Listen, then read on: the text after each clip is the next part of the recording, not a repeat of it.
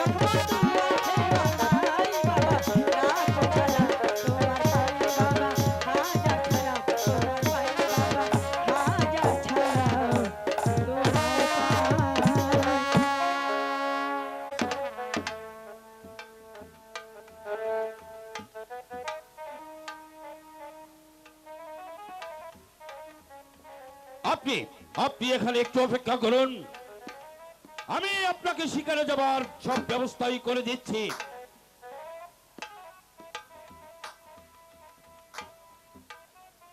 ভাই মারওয়ান গিয়েছে শিকারে যাওয়ার জন্য সব ব্যবস্থা করতে, কিন্তু এখনো ফিরে আসছে না। সম্রাট, সম্রাট, এই তো আমি এসেছি। সম্রাট, আপনার শিকারে যাবার সব ব্যবস্থাই করে এসেছি, এবার চলুন। তার আগে আমি বলছি কি সম্রাট, আপনি কোন দিকে শিকার করতে যাবেন? ভাই মন্ত্রী মারওয়ান, আমি বলেছি কি, আমার ওই নদীর তীরে ওই জঙ্গলটা রয়েছে, আমি ওই জঙ্গলের মাঝে শিকার করব। বেশ, তাহলে দেরি নয় সম্রাট, এখনই চলুন, আপনাকে আমি শিকারে যাবার ব্যবস্থা করে দিচ্ছি। তাই চলুন।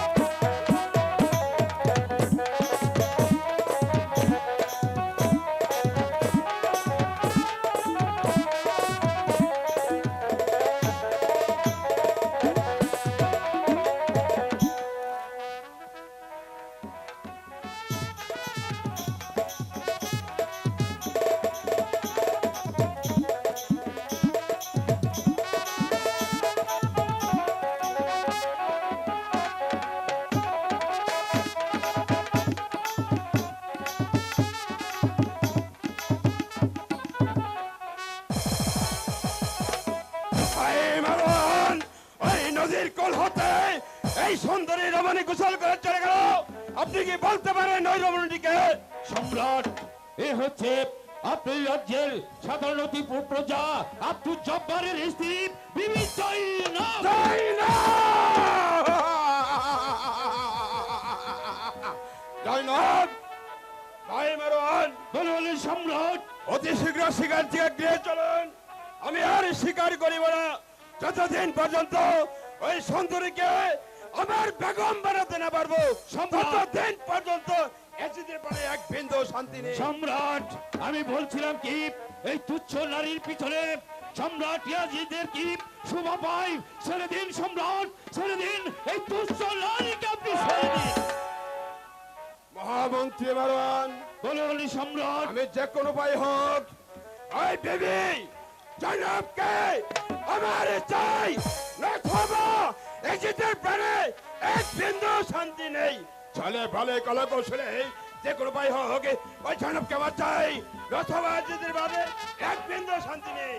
সম্রাট, আমি বলছিলাম কি, তাহলে তো আপনার যখন এতই পছন্দ লেগেছে, আর দেরি না করে ওই আক্কাসকে দরবারে হাজির করুন, তাকে দিয়ে আব্দুল জব্বারকে এই দরবারে আনার ব্যবস্থা করুন।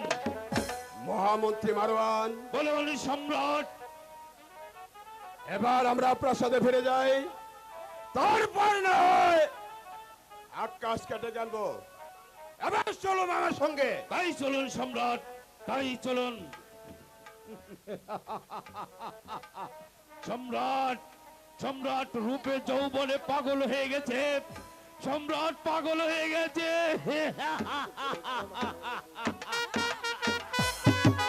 হ্যালো,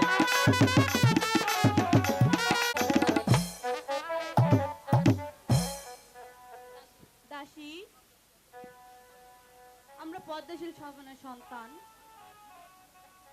তাই আজ ভিন্ন পুরুষ আমাকে দেখে গেল ইসলামের কলঙ্ক হবে,